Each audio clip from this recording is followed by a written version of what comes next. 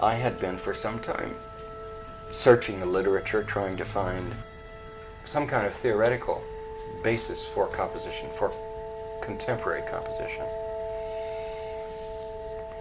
You know, including electronic sound? Yes, including any kind, whatever was going on in current compositional work.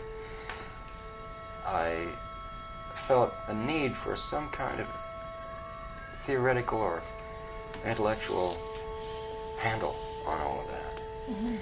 And I kept searching for it, assuming that maybe it existed, and I just hadn't found it yet.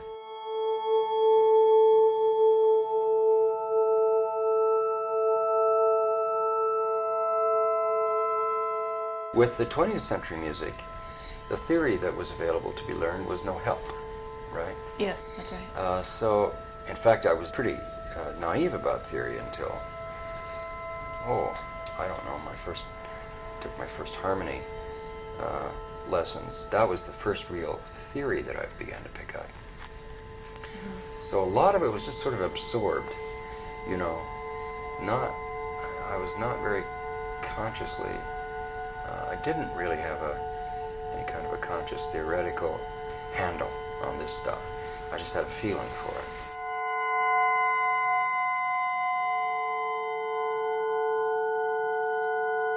Later, trying to understand, say, Schoenberg and Webern and Berg, that body of music, that school, there was no handle to be had, as far as I'm concerned.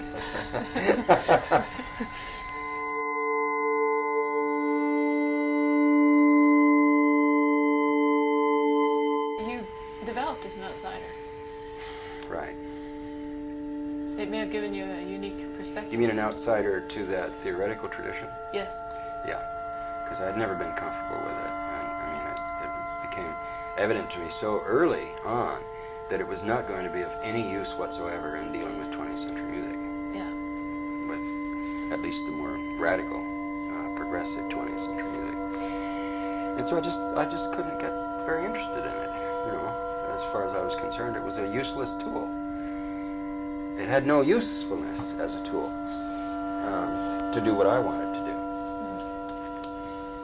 And it gave me the feeling that finally that something had to be developed, something new had to be developed.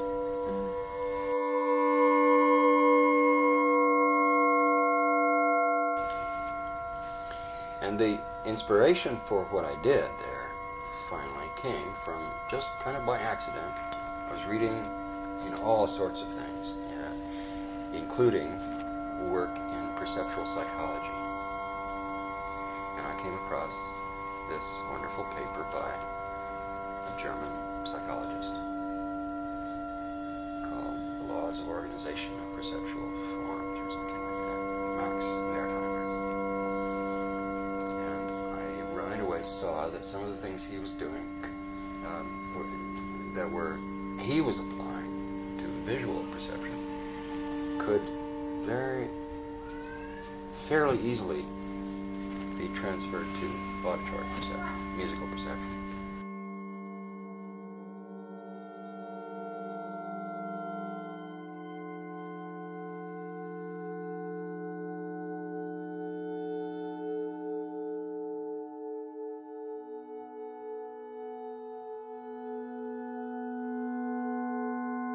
It's music schools that tell us to analyze while we're listening.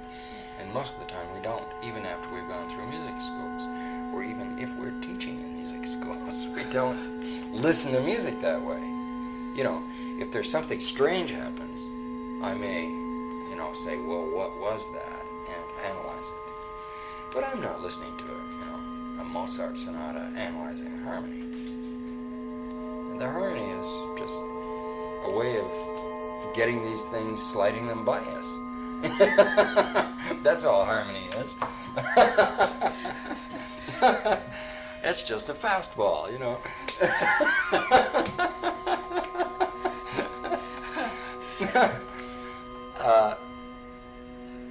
Because, what's important are, I think, larger things. The groupings of things, the gestalt formations, and the textural forms and changes that occur. That's what we're really finally responding to. We're at the moment-to-moment level, we're hearing, yes, all of those details. Just like, you know, if I look at that wallpaper over there, I'm seeing each of those flowers, right? But very shortly, very soon, I give up on that level. And very soon, I'm looking at the whole thing. And then I'm even backing off and looking at that as just a unit, a subordinate part of a larger unit, which is, you know, the gestalt of this kitchen.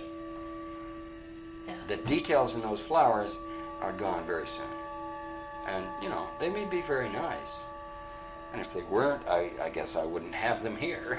Right? But how quickly we go to a higher level in perception. I think we do the same thing in music.